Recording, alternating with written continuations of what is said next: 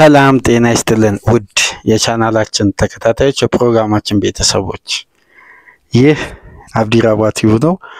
ፕሮግራማችን ላይክ በማድረግ እንዲጀምሩ አዲስ ሆናችሁ ሰብስክራይብ በማድረግ ለቻናላችን ቤተሰብ እንድትሆኑ እንዲሁም ይህንን ፕሮግራም ከሀገር ውጭ የምታደምጡ የቻናላችን ተከታታዮች እንደ ሁሉ ጊዜው በሱፐር ታንክስ ድጋፍ እንድታደርጉ ያክብሮት ግብዣችንን ያቀርብን። በዚህኛው ፕሮግራማችን እንግዲህ ሰፋ ባለ ዝርዝር ጉዳይ የምንመለከተው ትኩረት የምናደርገው ልክ ከዚህ ቀደም ብሎ ባስቀመጥንላችሁ ቪዲዮ መሰረት አርሴናል ላይ ነበር ትኩረት ያደረግነው። አሁን ደግሞ በዋነኝነት ትኩረት የምናደርገው በሊቨርፑል ዙሪያ ነው። አሁን ላይ መነጋገሪያ ነጥቦችን ወይም እንደሚወጡ ዘገባዎች ስንመለከት የተሻለ ዝርዝር ጉዳዮች እየወጡ የሚገኙበት ክለቦች ላይ እናተኩራለን። ለመረጃነትም አመቺ ከሆኑ ሚዲያዎች ወይም ታማኝ ዘጋቢዎች የሚወጡ ዘገባዎችን በመመልከት ነው እንግዲህ ወደ እናንተ ይዘንላችሁ የምንመጣውና ይህንን ተከትሎ በዚህኛው ፕሮግራማችን ትኩረት የምናደርገው ወደ አንፊልድ በመሄድ እንግዲህ የተለያዩ መረጃዎችን እንመለከታለን። ከሐሙስ ጀምሮ እስከ አርብ ድረስ በሚወጡ የተረጋገጡ እንዲሁም በጭምጭምታ ደረጃና በክለቡ ሪፖርተሮች አማካኝነት የሚወጡ ዘገባዎችንም ከነ ምንጫቸው እየጠቆምን እንግዲህ ቆይታ እናደርጋለን። የሊቨርፑል ደጋፊዎች ይህን ፕሮግራም የምታደምጡ የዚህን ፕሮግራም ተደራሽነት እንግዲህ ሼርም ኮፒ ሊንክም እያደረጋችሁ በተለይ ላይክ ብታደርጉ ደግሞ ለአብዛኛው እግር ኳስ ቤተሰብ የመድረስ አቅሙ ከፍ ይላልና በዚህ በኩል ተሳትፏችሁን በሁሉም ረገድ እንድታሳዩን በድጋሚ በአክብሮት እየጋበዝን ሰፊ የዝውውር መስኮት ሊቨርፑል እያሳለፈ ነው። ቢዚ የሆነበት ሽያጭም ግዢ ላይም በተለይ ደግሞ ማጠናከሩ ላይ አተኩሮ የተለያዩ ዝውውሮችን እያጠናቀቀ ይገኛል። ከትናንት ምሽት በእኛ ሰዓት አቆጣጠር ምሽት ላይ ወደ 2:30 ሰዓት አካባቢ በኢትዮጵያ ሰዓት አቆጣጠር እንግዲህ ፍሎሪያን ቪዝ የመጀመሪያ ሕክምና ምርመራውን አጠናቋል። እንግሊዝ ከገባ በኋላ አብዛኛው ሶሻል ሚዲያ ላይ እንደምትመለከቱ ተስፋ አደርጋለሁ። በተለይ የፕሌኑን ወደ እንግሊዝ ማንቸስተር ኤርፖርት ስታርፍ ከኮሎኝ ሲነሳም ስካይ ስፖርት ላይቭ እያሳየ ነበር። ለምን የብሪቲሽ ሪከርድ ፈራሚ ስለሆነ ሚዲያው እንዳለ ትኩረቱ በዚህ ዝውውር ላይ ትኩረት አድርጓል በምሽቱ ሪፖርትና የመጀመሪያ ስቴጅ ሜዲካሉን በተሳካ ሁኔታ አጠናቋል።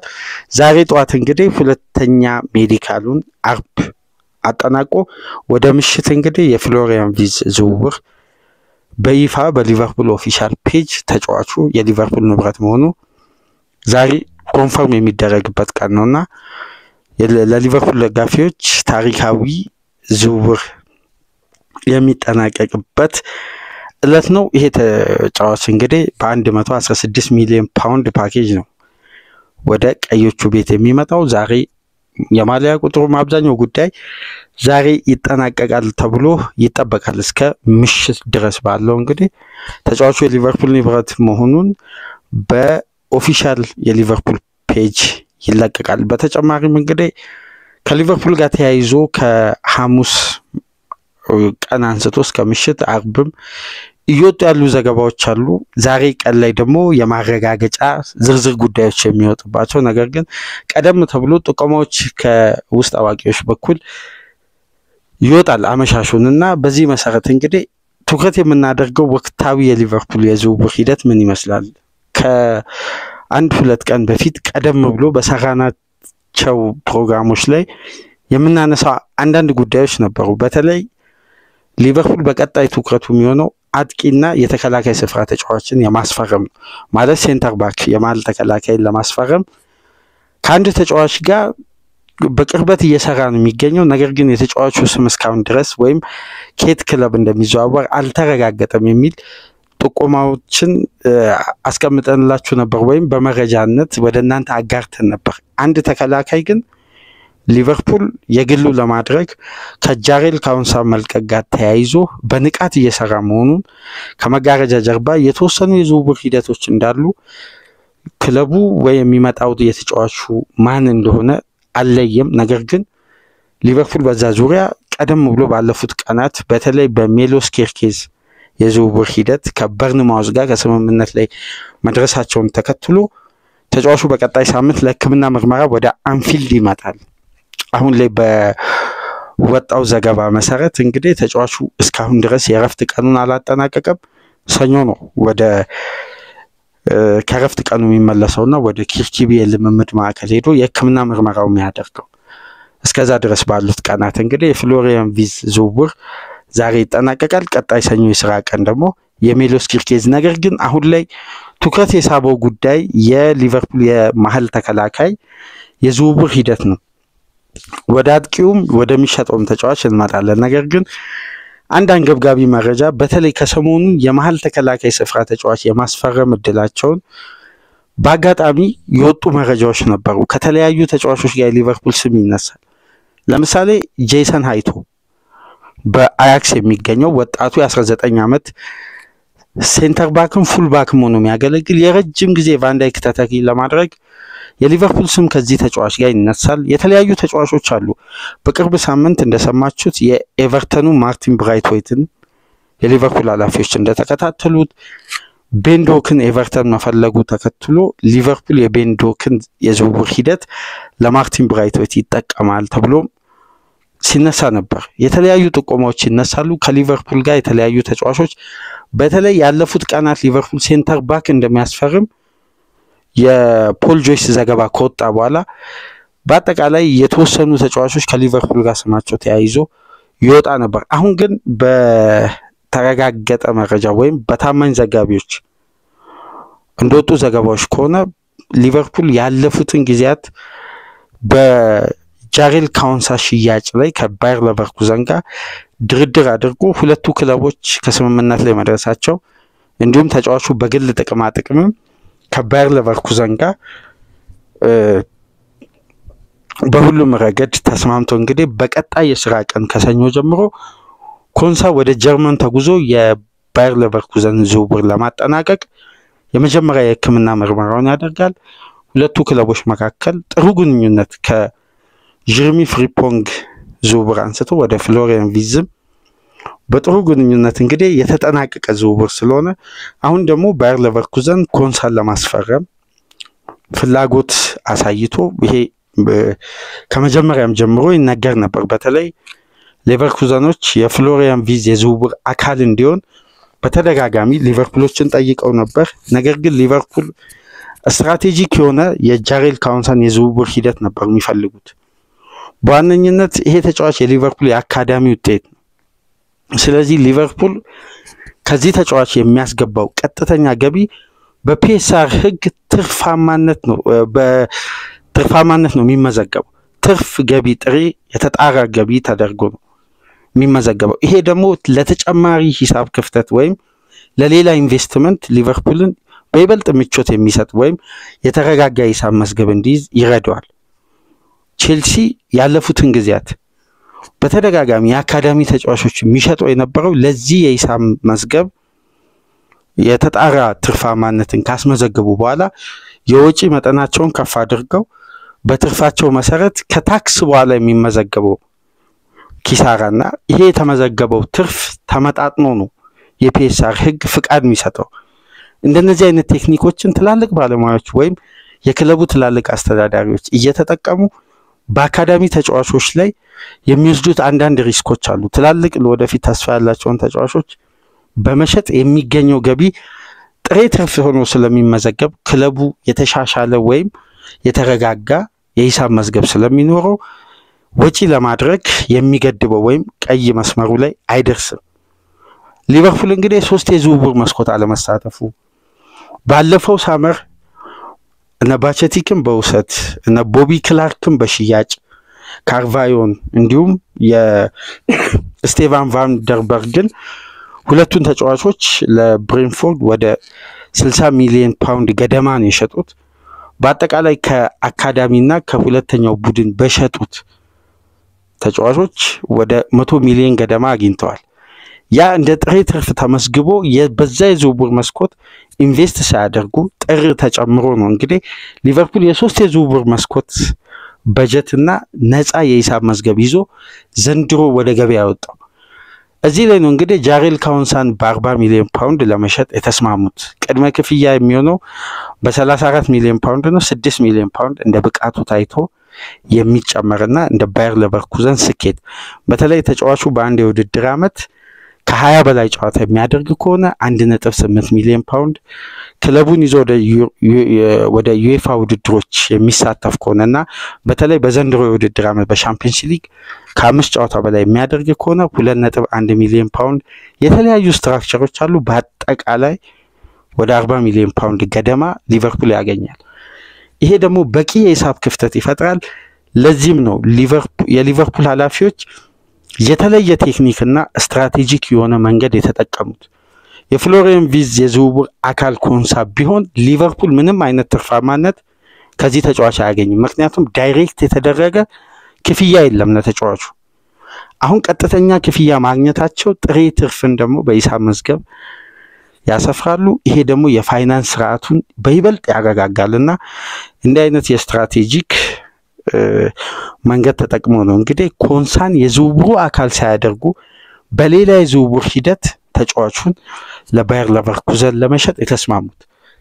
ስለዚህ የጃሬል ካውንሳ መልቀቅ በሊቨርፑል የተከላካይ ስፍራ አማራጭ በተለይ መሀል ተከላካይ አማራጭ ላይ ጥራትም ሆነ የስኳድ ጥልቀት ስለሚቀንስ በተለይ ደግሞ የጄይ ጎሜዝ ተደራራቢ ጉዳት፣ የኢብራሂም ኩናቴ የኮንትራት ሂደት እንዲሁም የቫንዳይክ እድሜና በቀጣይ ሊቨርፑልን ለረጅም ጊዜ የማገልገሉን ጉዳይ ከግምት ውስጥ በማስገባት ዛሬ ላይ ሊቨርፑል ተቀዳሚ ምርጫው የመጨረሻ ታርጌቱን አድርጎ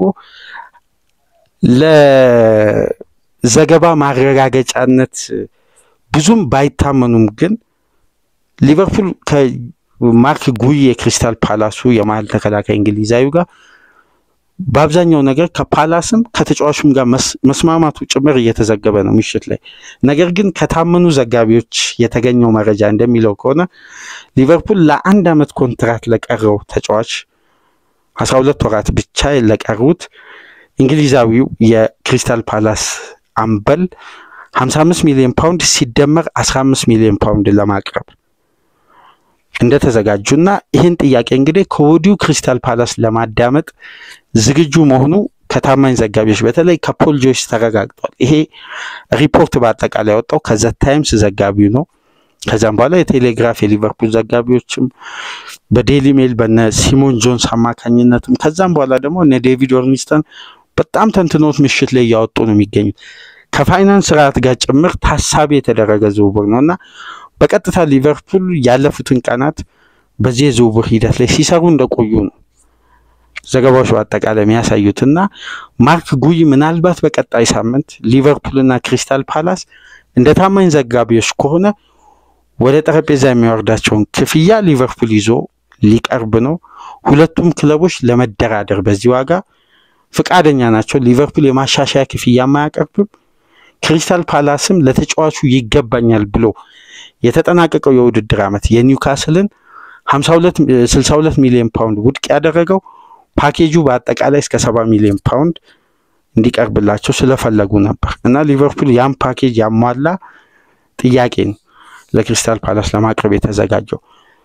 በግል የኤክስ ገጻቸው ለየትኛው ሚዲያ የማይሰሩ ነገር ግን ከአንዳንድ መረጃዎች በሚያገኙ ጽሁፍ ቀደም ብሎ ዘገባ በመስጠት የሚታወቁ ለሊቨርፑል ቅርብ እንደሆኑ የሚነገር ነገር ግን የትኛውንም አይነት ኦፊሻል የአንድ ካምፓኒ ሰራተኛ ያልሆኑ ዘጋቢዎች እንደሚሉት ከሆነ ደግሞ ቅድመ ስምምነቱ ተፈጽሟል። በቃላት ደረጃ ተፈጽሟል። በሁለቱም ክለቦች በተጫዋችም ደረጃ የወረቀት ስራዎችን ቀጣይ ሳምንት የሥራ ቀናትን እየጠበቁ ነው የሚገኙት ነው የሚሉት። ያ እንግዲህ ለኮንፈርሜሽን ወይም ለዘገባነት ከማንመለከታቸው ሚዲያዎች ይወጣ ነው። ነገር ግን ሊቨርፑልና ማርክ ጉይ መካከል ያለው ግንኙነትም የጠበቀ መሆኑን በተለይ ያለፈው የፈረንጆች ወር ሜይ ላይ የተጀመረ አንዳንድ ሂደቶች እንደነበሩ በተመሳሳይ በተለይ ዴሊ ሜል ላይ ይሄ ሪፖርት በስፋት ምሽት ላይ ሲገለጽ ነበር። እንደ ፋብሪዚዮ ዘገባ ከሆነ ደግሞ ሊቨርፑል ከጉይ ጋር ዳይሬክት ኮንታክት አድርጓል። ተጫዋቹን ፍቃደኝነቱን አሳይቷል። ነገር ግን ሊቨርፑል የያዘው አማራጭ ማርክ ጉይ ብቻ አይደለም ነው የሚለው ፋብሪዚዮ እንደሚለው ከሆነ። የቴሌግራፍና ዘ ታይምስ ዘጋቢዎች ደግሞ የሚሉት የሊቨርፑል ተቀዳሚ ምርጫ ይሄ ተጫዋች ነው። በተጨማሪ ሌሎች በገበያ ላይ የሚገኙ ተጫዋቾችን መመልከት አልፈለጉም እና እንዳለፈው የሶስቱ ተጫዋቾች ዝውውር ሊቨርፑል በጊዜና በታይሚንግ ስኬጁል አድርጎ በሂደት የሚያጠናቅቀው ሳይሆን ይሄ ዝውውር ምናልባት የቶትናም ንቃት፣ የኒውካስል ፍላጎት፣ የተለያዩ ክለቦች ቢዲንግ ዋር ሊፈጥሩ ስለሚችሉ በፍጥነት ለማጠናቀቅ ሪቻርድ ዩዝ ባለፉት ቀናት የክሪስታል ፓላሱ ስቲቭ ኤድዋርድ ጋር በቀጥታ ዳይሬክት ኮንታክት አድርጓል ነው የእንግሊዝ ሚዲያ የሚለው። ፋብሪዚዮ ግን ሊቨርፑል ከጉይ ጋር በተሻለ ሂደት ግንኙነት ፈጥሯል፣ ሂደቶች ተጀምረዋል። ነገር ግን ሊቨርፑል በራደር ውስጥ ጉይን ብቻ አይደለም ያካተተው ሌሎች አማራጮችም አሉት ነው። ስለዚህ ለሊቨርፑል ቅርብ ነን የሚሉትም ፋብሪዚዮ የሚያረጋገጡት የሊቨርፑል ተቀዳሚ ምርጫ በተከላካይ ስፍራ በመሃል ተከላካይ ስፍራ ለማስፈረም እንግዲህ አሁን ላይ ታርጌት አድርገው ያለፉትን ቀናት ሲሰሩ የነበረው በማርክ ጉይ ዙሪያ። ነገር ግን ከ6-5 ወራት በፊት የጥር ዝውውር መስኮት በተከፈተበት ወቅት በዚህ ተጫዋች ዙሪያ አንድ ዘገባ ሰርተን ነበር ከአባ ጋር በጋራ መተን ስለ ማርክ ጉይ የዝውውር ሂደትና ከሊቨርፑል ጋር ስሙ መያያዙ። ከዚህ ቀደም ክሪስታል ፓላስ 30 ሚሊዮን ፓውንድ እና ጆይ ጎሜዝን ጠይቀው ሊቨርፑሎች ፍቃደኛ አይደሉም ጎሜዝን የዝውውር አካል ለማድረግ። ያ ድርድር ተጀምሮ እንደነበር በጥር የዝውውር መስኮት ይነገር ነበር፣ ጭምጭምታዎች ይወጡ ነበርና አሁን የዘ ታይምስን ዘገባ ስመለከት በፌብሩዋሪ ወር በክለቡና በተጫዋቹ መካከል አለመግባባት ተፈጥሮ የቀረበለትን ኮንትራት ውድቅ አድርጓል። ለመነሻነት ደግሞ ክሪስታል ፓላስ ይሄ አለመግባባት የተፈጠረው ተጫዋቹ ከአንድ ከእንግሊዝ ትልቅ ክለብ ጋር በቀጥታ ለመስማማት ድርድር ማድረጉን ደርሼበታለሁ በሚል ነውና ተጫዋቹን በክሪስታል ፓላስ ኮንትራት እንደማያራዝም ቀደም ብሎ በፈረንጆች 2ኛ ወር ላይ አሳውቋል።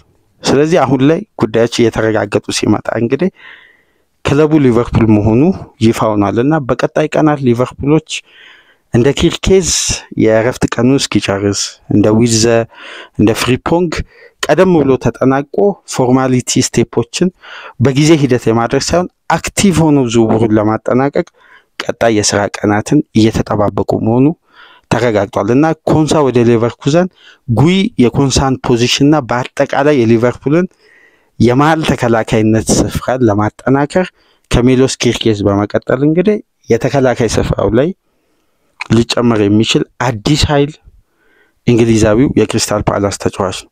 ነገር ግን የዴሊ ሜል ሪፖርት እንደሚለው ከሆነ ሊቨርፑሎች ወደ ቢዲንግ ዋር ላለመግባት ብለው ምናልባት የኮንትራቱን መጠን ሳይሆን የተጫዋቹን ብቃት ያማከለ ክፍያ ነው ያቀረቡት። ኮንትራቱ እንደምታውቁት 12 ወራት ብቻ ነው የቀሩት እና 12 ወራት ብቻ ለቀሩት ተጫዋች 55 ሚሊዮን ሲደመር እንደ ብቃቱ ታይቶ 55 ሚሊዮን የሚጨመር 15 ሚሊዮን ያ ማለት ወደ 70 ሚሊዮን አካባቢ 55 ሚሊዮን ሲደመር 15 ወደ 70 ሚሊዮን ፓውንድ በአጠቃላይ ማለት ነው እና ይሄን ስምምነት እንግዲህ ከክሪስታል ፓላስ ጋር ይደርሳሉ የሚል የአብዛኛው የእንግሊዝ ሚዲያ ሪፖርተር ምሽት ላይ ይዞ የወጣው እንግዲህ ፓላስም ለመቀበል ዝግጁ ነው። ሊቨርፑልም ለዚህ ጥያቄ ቅድመ ዝግጅት አድርጓል። ቀጣይ ስራ ቀናት በይፋ ይጠበቃሉ ነው የሚለውና በተከላካይ ስፍራ እንግዲህ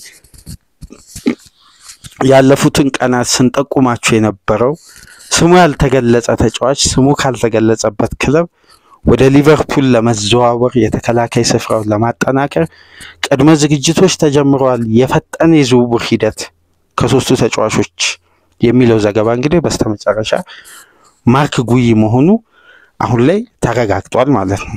ስለዚህ ከትናንት በስቲያ በሰራነው ፕሮግራም የሰጠናችሁ መረጃ በአርብ ዕለት ማረጋገጫው ከሊቨርፑል ውስጥ አዋቂዎችም ከሊቨርፑል ሪፖርተሮችም የሚወጣው ዘገባ በእንዲህ መልኩ በግልጽ ለእግር ኳሱ ቤተሰብ በተነባቢ ጋዜጦች ፊት ገጽ ላይ እንግዲህ ይፋ ሆኗል። ሌላኛው ጉዳይ በተመሳሳይ በሽያጭ ላይ ትኩረት ያደረገ የግዢ ሂደት ነው።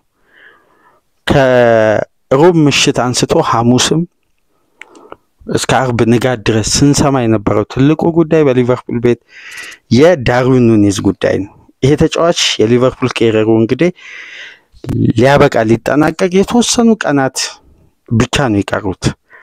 በዚያ የዝውውር ሂደት ላይ ምናልባት የማጠናቀቁ የዝውውር ሂደቱ የድርድር ሂደቱ እንጂ ተጫዋቹ ኦሬዲ ከሊቨርፑል የመልቀቁ ጉዳይ 100% አሁን ላይ ተረጋግጧል። ያለፈው ሳምንት የተወሰነ ሩመርስ ነበር። ሊቨርፑል በገበያው ላይ የሚፈልገውን አጥቂ ካላገኘ ኑኔዝን ለማቆየት ያስባል የሚልም የተወሰኑ ዘገባዎች ይወጡ ነበር። አሁን ላይ እንግዲህ ያንንም ጭምር ያከሸፈ የመጨረሻ ሪፖርት እየወጣ ነው የሚገኘው። ይሄም እንግዲህ ተጫዋቹና ናፖሊ በግል ጉዳይ መስማማታቸው ሊቨርፑልና ናፖሊ ሊያደራድራቸው የሚችለውን ዋጋ ሊቨርፑሎች ለጥፈዋል። ናፖሊ ደግሞ ለማቅረብ የተዘጋጁትን ዋጋ አሳውቀዋል። ሁለቱ ክለቦች ወደ ጠረጴዛ ወርደው እንግዲህ መፍትሄ በቀጣይ ቀናት ያበጃሉ ተብሎ ይጠበቃል። ይሄ ተጫዋች እንግዲህ ወደ ሊቨርፑል ሲመጣ ወደ 78.9 ሚሊዮን ፓውንድ ተከፍሎበት ነው የመጣው ከቤኔፊካ። ሊቨርፑልን በእጅጉ የሚያከስር የዝውውር ክፍያ ነው ሊቨርፑሎች የሚያገኙት ካወጡት ገንዘብ አንፃር ከተጫዋቹ አገልግሎት። ምክንያቱም በአንድ የውድድር ዓመት በ30 ጨዋታ 5 ግብ የሚያስቆጥር አጥቂ ሊቨርፑል ለመሸጥ ጥያቄዎችን ለመቀበል ዝግጁ መሆኑን ካሳወቀበት ጊዜ አንስቶ የዋጋ ተመኑ 59 ሚሊዮን ፓውንድ ነው ዩሮፒያን ዝውውር የሚያደርግ ከሆነ። ነገር ግን ወደ ሳውዲ ፕሮ ሊግ መሄድ ከሆነ ወደ 70 ሚሊዮን ፓውንድ ይጠጋል ተብሎ ይነገር ነበር። አሁን ላይ እንግዲህ ሊቨርፑል ዋጋ እንዲያሻሽል ዋጋ እንዲቀንስ ከተጫዋቹ ጋር ለመደራደር በር መክፈቱን ተከትሎ ናፖሊ ቅድመ ስምምነት ከተጫዋቹ ጋር አድርጋለሁ የሊቨርፑልን የዋጋ ጥሪ እንግዲህ ለመክፈል ፈቃደኛ አይደለም። መክፈል የምፈልገው እንግዲህ ለኑኔዝ 46 ሚሊዮን ፓውንድ እንደ ብቃቱ ታይቶ የሚጨመር 5 ሚሊዮን ፓውንድ በአጠቃላይ ወደ 51 ሚሊዮን ፓውንድ ነው። ሊቨርፑሎች ይህን ጥያቄ ለመቀበልም ዝግጁ ናቸው ይላል ከሊቨርፑል ሪፖርተሮች አንዱ በሶሻል ሚዲያ የሚታወቁት ዳቫኮፕስ እንደሚለው ከሆነ ይህን ጥቆማ ሰጥቷል። በተመሳሳይ ደግሞ ኮሪያ ዴል ስፖርት ምሽት ላይ ይዞ በወጣው ዘገባ መሰረት ደግሞ ሊቨርፑሎች 42 ሚሊዮን ፓውንድ ሲደመር 7 ሚሊዮን ፓውንድ ተቀብለዋል። ኦፊሻል የማድረግ ጉዳይና አንዳንድ ያከፋፈል ስርዓቱ ላይ እየተደራደሩ ነው። በአጠቃላይ እንደ ኑኔዝ ብቃት ታይቶ ወደ 50 ሚሊዮን ፓውንድ የሚጠጋ ክፍያ ሊቨርፑሎች ያገኛሉ። ናፖሊም ይህን ክፍያ ለመክፈል ዝግጁ ነው። ሁለቱ ክለቦች በይፋ ያለፉትን ቀናት ድርድር አድርገዋል። ቀጣይ ሳምንት አድቫንስድ ስቴጅ ዝውውሮች ይጀምራሉ። ከጣሊያን የሚወጡ ዘገባዎችም እነ ፋብሪዚዮም በአጠቃላይ ግን ኑኔዝ ወደ 50 ሚሊዮን ፓውንድ ተከፍሎበት እንግዲህ ወደ ናፖሊ የሚሄዱ ጉዳይ አሁን ላይ መቃረቡ ከጊዜ ወደ ጊዜ ይሄ መረጃ እየጠነከረ መጥቷል። ኑኔዝ እንግዲህ በቀጣይ የውድድር ዓመት በኔፕልስ ከሱ ስፕሪት ጋር የሚመሳሰል ቡድን ለመቀላቀል መቃረቡ ነው እየተሰማ የሚገኘውና በቀጣይ ቀናት ውስጥ ልናደምጥ ከምንችላቸው የዝውውር ሂደቶች መካከል ኑኔዝ ወደ ናፖሊ የሚለው ጉዳይ አሁን ላይ ጠንካራ ብሎ እየወጣ ነው የሚገኘውና ምናልባት የዳርዊን ኑኔዝ ማረፊያ ኔፕልስ የመሆኑ እድል አሁን ላይ ከፍ ያለ መጥቷል። ሂደቶች እንግዲህ እውነታን በቀጣይ ቀናት ያረጋግጣሉ ተብሎ ይጠበቃል።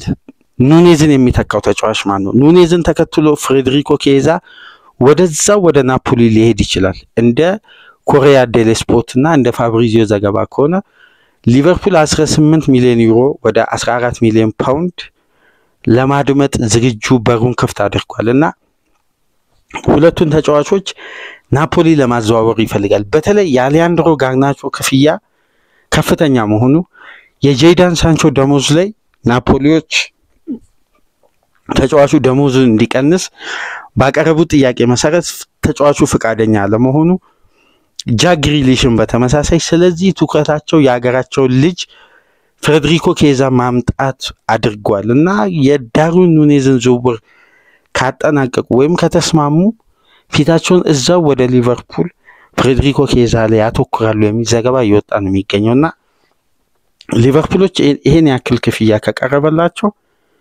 የመቀበል እድላቸው ሰፊ ነው። ሁለቱ ተጫዋቾች በቀጥታ ወደ ናፖሊ የመዘዋወር እድል እንዳላቸው እየተነገረ ነው የሚገኘው። ታዲያ ሁለቱን ተጫዋቾች ከፊት መስመር ሊቨርፑል ከሸኘ ሁለት ተጫዋች ሸኝቶ አንድ ጥራት ያለውን ተጫዋች ያስፈርማል ብለን በተደጋጋሚ በተለያዩ የዝውውር ሂደቶች ላይ ስናነሳ ነበር፣ ስንጠቁማችሁ ነበር። ማለት ይሄ የሁለቱ ተጫዋቾች አገልግሎት አሁን በዘንድሮ የውድድር ዓመት በሊቨርፑል ስኬት ላይ ተጽዕኖአቸውን ብንመለከት የዛን ያክል የጎላ አይደለም። ኑኔዝ ከሁለት ጨዋታ በላይ ልዩነት አልፈጠረም። ኬዛ በፕሪሚየር ሊጉ እንደው ምንም አይነት ልዩነት አልፈጠረም። ያገኘው ደቂቃ እንኳን ለሜዳሊያ ያበቃውም ተብሎ ሊቨርፑል ሻምፒዮን ከሆነ በኋላ በተጫወተው ደቂቃና ባደረገው ጨዋታ ነው ሜዳሊያውን ለማግኘት የቻለው። ስለዚህ እነዚህን ሁለት ተጫዋች ሸኝቶ በኳሊቲ በቀጥታ የ9 ቁጥር አጥቂን መተካት ነው የሚፈልገው። ለዛ ደግሞ ተቀዳሚ ምርጫ አሁን ዘገባዎች 100% ኮንፈርም አድርገዋል አሌክሳንደር ኢሳቅ ነው። ይሄ አሁን ከሩመርስ በዘለለ በርካታ መረጃዎች ሊቨርፑል ኢኮን፣ ዘ ታይምስን፣ አትሌቲክስን ብትመለከቱ አብዛኛውን የእንግሊዝ ሚዲያ ከሐሙስ ቀን አንስቶ ይሄን ጉዳይ አረጋግጧል። በተለይ የቶክ ስፖርት ዘጋቢዎች ሚሉት የኒውካስል የፒኤስአር ህግ ምናልባት ቡድኑ አንድ ተጫዋች ወደ ስብስቡ ከጨመረ ያ ተጫዋች የስኳድ ተጫዋች ለምሳሌ የመጀመሪያ ኢኒሻል ፔይመንት ከክለቡ ጋር የሚደራደርበት የክፍያ አይነት 35 ሚሊዮን ፓውንድ ከሆነ ቀይ ማብራቱ በድጋሚ ኒውካስል ላይ ይበራል ነው የሚለው። ስለዚህ ኒውካስል አስገዳጅ የሆነ የሽያጭ ሂደት አሁንም ሊገባበት ይችላል። ይህንን ታይሚንግ እንግዲህ ለሶስተኛ ጊዜ ሊቨርፑሎች ለመጠቀም ካልኩሌት አድርገው ኦፊሻል ጥያቄ ያውም ኒውካስልን ከከፍተኛ የሂሳብ መዝገብ ከቀይ ማብራት ነቅሎ የሚያወጣቸውን ክፍያ ሊቨርፑሎች የሚያቀርቡት 118 ሚሊዮን ፓውንድ እንደ ብቃቱ ታይቶ የሚጨመር ዛሬ ወጣው ዘገባ ነው። እንግዲህ በየጊዜው የክፍያውና የገንዘቡ መጠን ሊለያይ ይችላል፣ ግን ኢንተረስቱ ኮንፈርም ሆኗል። 118 ሚሊዮን ፓውንድ ብቃቱ ታይቶ የሚጨመር 9 ሚሊዮን ፓውንድ በአጠቃላይ ወደ 127 ሚሊዮን ፓውንድ ፓኬጅ ያለውን ጥያቄ ሪቻርድ ዩዝ እና ማይክል ኤድዋርድ በጋራ ተስማምተዋል ኢሳቅን ኮንቪንስ ለማድረግ። ነገር ግን አንድ የስዊድን ሬዲዮ በሐሙስ ጠዋት ዘገባ የተወሰነ ሪፖርቶችን ይዞ ወጥቶ ነበር። ይሄ የስዊድን ሬዲዮ በሬዲዮ ጣቢያ ያስተላለፈው መልእክት በረፍት ጊዜው ኢሳቅ በቀጥታ ከሊቨርፑል አምበል ቫንዳይክ ጋር ግንኙነት ማድረጉን፣ ስለ ሊቨርፑል አንዳንድ ሁኔታዎች አምበሉ ተጫዋቹን የማግባባት ስራ መስራቱንና አሁን ኢሳቅ የሊቨርፑል ኃላፊዎችን ኦፊሻል ጥያቄና ኒውካስል ይህን ጥያቄ እንዲቀበል ጫና የማድረግ ሂደት ሊጀምር ይችላል። ይሄ ኒውካስልን አስግቶታል ይላል ይሄ ዘገባ በአጠቃላይ ወጣው በቶክ ስፖርት አማካኝነት ነው። ስለዚህ እነዚህን ሪፖርቶችን ምን ጠቁማችሁ ይሄ ከምንም ላይ የተነሳ መረጃ ሳይሆን የመረጃ ምንጮችን ዳይሬክት እንድትመለከቱ ነው። በተለይ ደግሞ ምሽት ላይ በካውንሳ ዝውውር ሂደት ላይ የፖል ጆይስ ረጅም ዘገባ እንደሚያሳየው ከሆነ ሊቨርፑል ኢሳቅን ለማስፈረም ከየትኛውም ክለብ በላይ ፍላጎት አለው። ነገር ግን ኒውካስል ይሄን ቅድመ ሁኔታ ውስጥ የሚገባ ከሆነ ብቻ ነው ሊቨርፑል ሊያስፈርመው የሚችለው ነው የሚለው።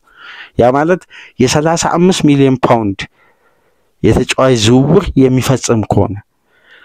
አሁን ደግሞ እንደሚባለው ከሆነ የኢሳቅ ቆይታ ለኒውካስል ኃላፊዎች አጠራጣሪ ስለሆነ ጆአው ፔድሮ ላይ ከፍተኛ ገንዘብ ለማውጣት እየተዘጋጁ ነው። ይሄን ገንዘብ ኒውካስል እንዴት የፒኤስአርን ህግ ጥሶ ሊያወጣ ይችላል የሚለው ደግሞ ሌላ ጥያቄ አስነስቷል። ስለዚህ የኢሳቅን ዝውውር ሊቨርፑሎች በቀጣይ ሳምንት ያው ድርድሩ፣ የዝውውር ሂደቱ፣ ጥያቄው፣ ሩመርሱ ሊያሰለች ይችላል። ይፋዊ ጥያቄ ግን ከሰኞ ጀምሮ ኦፊሻል ቢድ አቀረበ የሚባለውን ጉዳይ 100% እንደምንሰማ ከወዲሁ እርግጠኛ መሆን ይቻላል። ዘገባዎች እንደሚያሳዩት ከሆነ የሊቨርፑል ተቀዳሚ የመጀመሪያ ምርጫ ኢሳቅ ማዘዋወር ነው። 127 ሚሊዮን ፓውንድ ፓኬጅ 118 የመጀመሪያ ኢኒሻል ጥያቄ ከዛም በኋላ እንደ ብቃቱ ታይቶ 9 ሚሊዮን ፓውንድ የሚጨመር ከፍተኛና ሰፊ ኢንቨስትመንት። ይህም ክፍያ ተከፍሎ ምናልባት ሊቨርፑል ላይ ቀይ ማብራት ላይ በራ ይችላል በፔሳር አሁንም። ስለዚህ ከኒውካስል ጋር ድርድሮች የሚከፈቱበት ሳምንት እየመጣ ነው የሚገኘው። ጉይና ኪርኬዝ የቀጣይ ሳምንት ትልቅ ቶፒክ ነው የሚሆኑት። የመጨረሻ ዘገባችን የሚሆነው እንግዲህ ሃርቪ ኤሊየት እና አንቶኒ ጎርደንን ይመለከታል። በተለይ የሊቨርፑል ኃላፊዎች ከትናንት ምሽት ጀምሮ የሃርቪ ኤሊየትን የመልቀቂያ ዋጋ አክቲቭ ማድረጋቸው ይቅርታ በተለያዩ ሚዲያዎች እየተዘገበ ነው የሚገኘው። ይህንን ተከትሎ 44 ሚሊዮን ፓውንድ ሊቨርፑል ለተጫዋቹ ላቀረበ ክለብ መደራደር እንደሚፈልግና ተጫዋቹም ወደዛ ክለብ እንዲዘዋወር ፍቃድ እንደሚሰጡት በተለይ ያለፉትን ቀናት ከአስቶን ቪላና ከዶርትመንድ ጋር የኤሊየት ኤጀንት በቀጥታ ግንኙነት አድርጎ ጥሩ ድርድር እንዳደረገ ተሰምቷል። ሁለቱ ክለቦች አሁን ላይ ባለው ደረጃ የተጫዋቹ ፈላጊዎች ናቸው። ብራይተን ተጫዋቹን ቀደም ብሎ ለማግባባት ጥረት ያደረገ ክለብ ነው። ስለዚህ የሃርቪ ኤሊየት የመልቀቅ ጉዳይ አሁን ላይ በከፍተኛ ሁኔታ እየተረጋገጠ መጥቷል። ኮንሳ ኤሊየት ሊቨርፑልን በቀጣይ የስራ ቀናት በዚህ ሰፊ የዝውውር መስኮት የሚለቁ ተጫዋቾች ናቸው። ከጃፓን አንድ ቴሌቪዥን ጋር ዋታሮ ኢንዶ ቆይታ አድርጎ ነበር። ይህንን ተከትሎ እንግዲህ ተጫዋቹ አረጋግጧል በሊቨርፑል እንደሚቆይ ኮንትራት እንዳለውና ከየትኛውም ክለብ ጋር እንዳልተደራደረና በሊቨርፑል ለቀጣይ የውድድር ዓመት እየተዘጋጀ እንደሆነና በሊቨርፑል ኃላፊዎችም በቅዳቸው ውስጥ እንደሚቆይ ሞርተንን ለመሸኘት ወስኗል። ኤንዶን ለማቆየት ተስማምተዋልና ይሄም ዘገባ እየወጣ ነው የሚገኘው። የመጨረሻው ጉዳይ ግን በአንቶኒ ጎርደን እና ሊቨርፑል መካከል ያለውን የዝውውር ሂደት በደንብ የሊቨርፑል ደጋፊዎች አንድ እንዲያውቁት የሚያስፈልግ ዘገባ ወጥቷል። ማለት አብዛኛው የሊቨርፑል ደጋፊ እንዲያውቀው የሚፈልግ ባርሳ ኒኮ ዊሊያምስን አስፈርሟል። ዲያዝ ለሊቨርፑል ኃላፊዎች የተናገረው አንድ መልእክት ነበር፣ ከለቀቀ መጫወት የሚፈልገው ለባርሳ ነው። ስለዚህ የዲያዝ ቆይታ አሁን ላይ ከመልቀቁ ይልቅ የመቆየቱ እድል ሰፊ እንደሆነ ነው ሪፖርቶች እየወጡ የሚገኙት። ለምን ባርሳ ሊቨርፑል የሚፈልገውን ክፍያ መክፈል ስለማይችል ከኒኮ ዊሊያምስ ጋር ተስማምቷል። ስለዚህ ሉዊስ ዲያዝ ወደ ባርሳ አይሄድም። ወደ አልናስር ይሂድ እስካሁን ድረስ የተወሰነ ወይም የተረጋገጠ መረጃ የለም። ግን ተጫዋቹ በትላልቅ ሊጎች መቆየት ነው ምርጫው። አንድ ጉዳይ ግን ምሽት ላይ የፍሎሪያን ፕላተንበርግ የስካይ ጀርመኒ ሪፖርት ምናልባት የተወሰነ ጥቆማ ሊሰጣቸው ይችላል ለሊቨርፑል ደጋፊዎች። ይህን ፕሮግራም ለምታደምጡ ራፋኤል ሊያውና ባየር ሙኒክ ስምምነት ለመድረስ አልቻሉም። የሚቶማ ክፍያ በጣም ኤክስፔንሲቭ ነው በማለት ባየር ሙኒኮች ሚቶማን ትተውታል። ኒኮ ዊሊያምስ ከባርሳ ጋር ተስማምቷል። በእነዚህ አራት ከተያዙ ተጫዋቾች ውስጥ ከሊያው ጋር በግል መስማማት አልቻሉም። ኒኮ ዊሊያምስ በባርሳ ተነጥቀዋል። የሚቶማ ክፍያ ውድ ሆኗል። ስለዚህ ባየር ሙኒኮች አራት አማራጭ ነው ያዙት ሊሮይ ሳኔን ለመተካት። አራተኛው ተጫዋች እንግዲህ ኮርሊ ጋክፖ ነው። ለጋክፖ ደግሞ ሊቨርፑል ከ55 እስከ 60 ሚሊዮን ፓውንድ ለመቀበል ዝግጁ ነው። እነዚህ ሶስት ተጫዋቾች ደግሞ በየክለባቸው የተጠየቁት ከጋክፖ ክፍያ በላይ ነው። ሊያው፣ ኒኮ ዊሊያምስም ሚቶማም። ስለዚህ ባየር ሙኒክ በቀጣይ ቀናት ለሊቨርፑል ኦፊሻል ጥያቄ ይዞ ሊቀርብ ይችላል። ይሄ ጉዳይ እንግዲህ ትኩረት ስቧል። ይሄ የሚሆን ከሆነ ከሉዊስ ዲያዝ ጋር በቀጣይ የውድድር ዓመት ኮምፒት ሊያደርግ ወደ ሊቨርፑል ሊመጣ የሚችለው ተጫዋች አንቶኒ ጎርደን ብቻ ነው። ሌላ አማራጭ ሊቨርፑሎች ፕላን አላደረጉም። ነገር ግን የረጅም ጊዜ እቅድ ውስጥ እና ማሊክ ፎፋና የተለያዩ ተጫዋቾች ከሊቨርፑል ጋር ስማቸው ይያያዛል። የሊቨርፑል ተቀዳሚ ምርጫ የነበረው ኪቪቻ ክራቫትስኬሊያ ነበር። በፓሪስ ሴን ጀርሜን ጃንዋሪ ላይ ተነጠቁ። ስለዚህ ወደ ቀድሞ የሳመር ፕላናቸው ተመልሰው አንቶኒ ጎርደንን አሁንም ታርጌት አድርገዋል። ይሄ ግን ሊሆን የሚችለው አንዱ የክንፍ ተጫዋች የሚለቅ ከሆነ ነው። አሁን ላይ ባለው ሁኔታ ግን ባየር ሙኒክ ፊቱን ወደ ኮርሊ ጋክፖ ማዞሩን ስካይ ጀርመን እየዘገበ ነው። ይሄ ደግሞ የሆነበት ዋነኛ ምክንያት በፕላን ውስጥ በእቅድ ውስጥ የተያዙ ተጫዋቾች በተለያየ ክለብና በዋጋ ምክንያት ሙኒክ በዝውውሩ ላይ ደስተኛ ስላልሆነ ፊቱን ወደ ጋክፖ እንዳዞረ ስካይ ጀርመን እየዘገበ ነው። ያ የሚሆን ከሆነ ይሄ ዝውውር የሚፈጸም ከሆነ ሊቨርፑል በምትኩ የሚያመጣው ተጫዋች አንቶኒ ጎርደንን ብቻ ነው። ለምን? በቃላት ደረጃ ቅድመ ስምምነት ስላለ በተጠናቀቀው ያለፈው የ2024 25 የውድድር ዓመት ሳመር የዝውውር መስኮት ላይ በቃላት ደረጃ ተጫዋቹና ክለቡ ስምምነት ስላላቸው ስለዚህ በሊቨርፑል ዙሪያ ከሮብ ምሽት እስከ ሐሙስ እስከ አርብ ንጋት ድረስ ያሉ በአጠቃላይ ዘገባዎች ይህን ይመስላሉ። ዛሬ እንግዲህ የሊቨርፑል ደጋፊዎች የሪከርድ ፈራሚው የጀርመናዊ የፍሎሪያን ቪትዝ ዝውውር የሚጠናቀቅበት ቀን ነው። እንግዲህ ይህን ተጫዋች በቀዮቹ ማሊያ በዛ በአዲስ በተገነባው ዘመናዊው ፕሬስ ኮንፈረንስ ይሄ ተጫዋች ምናልባት ከሪቻርድ ሂውዝ ጋር ሆኖ ከኔድዋርድ ጋር ሆኖ ዛሬ ጋዜጣዊ መግለጫ በቀዩ ማሊያ ይሰጣል። የቪዲዮ ሽቶች ይኖራሉ የተለያዩ እና የተለየ ቀን ነው። በተለይ በብሪቲሽ በአጠቃላይ የተለየ ቀን ነው የሚሆነው። ሪከርድ ሰብሮ በ22 ዓመቱ ወደዚህ ግዙፍ ውድድር ከሌቨርኩዘን ወደ ሊቨርፑል ተዘዋውሯል እና ዛሬ ይሄ ኮንፈርም የሚደረግበት ቀን ነውና ይሄ ዝውውር እስከሚጠናቀቅ ድረስ የነበረው ጭንቀት ውጥረት የሊቨርፑል ደጋፊዎች ይለይ ነበር። በተለይ በእኛም ቻናልም ጭምር ይሄ ዝውውር ሂደት መዘግየቱ እንግዲህ እንደ ዙቢመንዲ እንዳይሆን በጣም እየፈራን ነው። አንድ ነገር በሉን የሚል ማስተያየት ይደርሰን ነበር። ግን ከ15 ቀን በፊት የተደረገ ስምምነት እንግዲህ ሲጠናቀቅ ምን ያክል ጊዜ እንደፈጀ እና በዝውውር ሂደቶች ላይ ስምምነት ከተደረገ በኋላ ክለቦች ቀጣይ ስራቸው በኢሜይላቸውን ቼክ እያደረጉ ዶክመንታቸውን መቀያየር፣ የሬጂስትራል የስራ ቀን፣ ገንዘብ የሚከፈልበት የባንክ የሚተላለፍበት የተለያዩ ጉዳዮችን ፎርማሊቲዎችን ማሟላት በራሱ ጊዜ ይፈልጋል። ስለ አከፋፈል ስርዓቱ ራሱ መስማማት የቪትዝን ዝውውር እኮ ሊቨርፑል ሃይጃክ ካደረገ እኮ ይሄ 4ኛ ሳምንት ነው። ግን ዝውውሩ የተጠናቀቀው በወሩ ነው። 4ኛ ሳምንት ነው ዝውውሩን የጠለፈው ማለት ኦፊሻሊ ዝውውሩ መጥለፉ ኮንፈርም የተደረገው እንጂ ቀደም ብሎ ሊቨርፑል ያስማማው ተጫዋቹ። ስለዚህ የዝውውር ሂደቶች አሁን ከሜሎስ ኪርኬዝ ጋር የነበረው ስምምነት እንኳን የተፈጸመው ሊጉ እንዳለቀ በአንድ ሳምንት 2 ሳምንት ልዩነት ነው። ግን 3ኛ ፈራሚ ነው ይሄ ተጫዋች እና ለሜዲካል የሚመጣው ገና የእረፍት ቀኑን ጨርሶ ቀጣይ ሰኞ በኋላ ነው የሥራ ቀናት የሚመጣው።